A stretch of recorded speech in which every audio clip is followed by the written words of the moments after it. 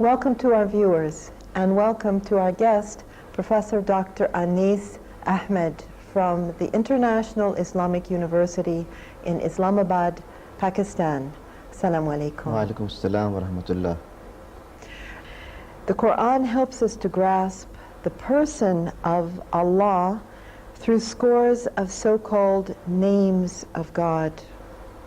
What's the purpose, do you think, of such a means by which God discloses to us His essence or His characteristics? First of all, what are these so-called excellent or beautiful names, and just how is it they enlighten us about a being who is so totally different from us in his nature? Thank you, sister. The Quran uses Allah as the proper name for ultimate creator. Therefore, in many places we find it referred to as the creator, the sustainer, who is ultimate and transcendent.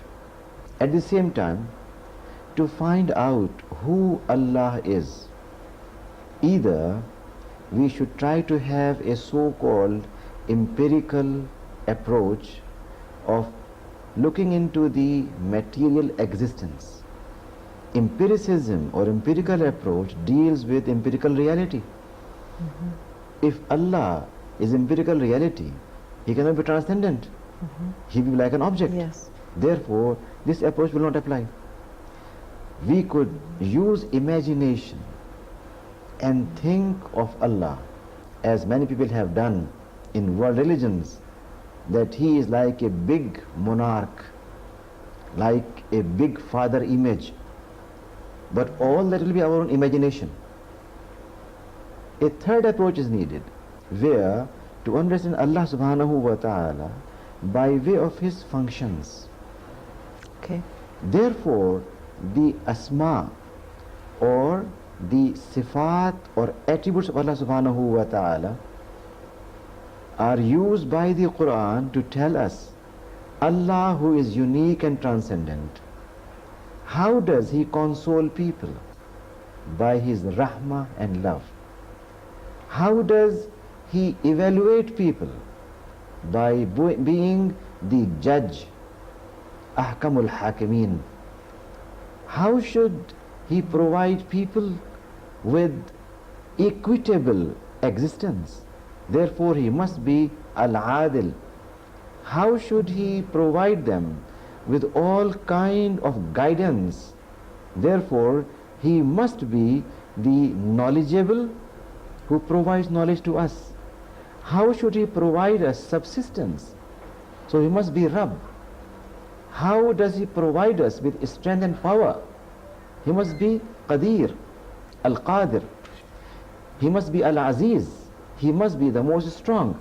So all these attributes of Allah subhanahu wa ta'ala in the Quran are called beautiful names of Allah. Does not mean He has many names, but means He has many attributes, though the proper name is only one, Allah. Okay. When you want to call Him, we say Allah, Rabbi.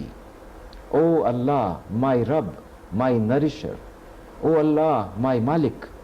Oh Allah, my sustainer. Oh Allah, in whom I take refuge. All these aspects are given by the Quran, and therefore we find sometimes 99 or more such aspects described in the Quran. If we call Him by proper name, personal name Allah, or we call Him Al-Aziz, which makes it particular to Him, when you put the Arabic alif, lam, al with it, it makes it specific for Him. So when we say Al-Aziz, Al-Alim, it becomes Ar-Rahman, becomes automatically a name which cannot be used for someone else. So Islamic approach is to let people understand who Allah is through His attributes, through His functions which He performs toward humanity. In English, we have terms like the omnipotent, the omniscient, the omnipresent, providence. It seems that these are of the same sort of descriptive names of God or Allah. These are some of the Islamic types of characteristics, would you say? How do we, on the one hand, you've taken a positive approach. God is called by this name. He somehow is perfect in this aspect. Or maybe you would say is he the sum total of these names?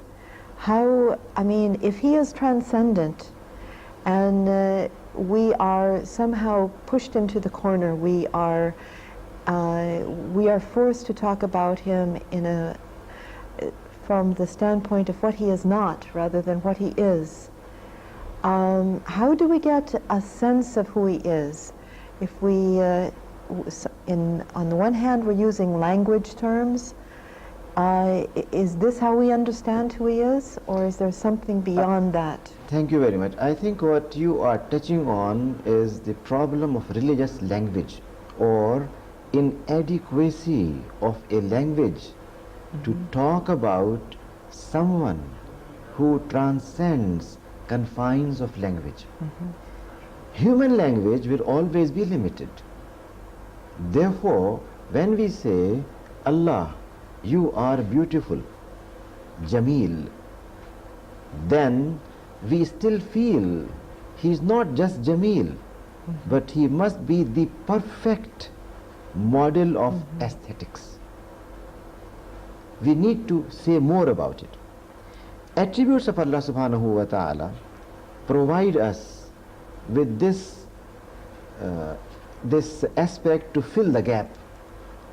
If you have only Allah as transcendent without attributes, how do you know about him? Attributes provide us a bridge to understand Allah subhanahu wa ta'ala is not only transcendent in his person, but also transcendent in his attributes.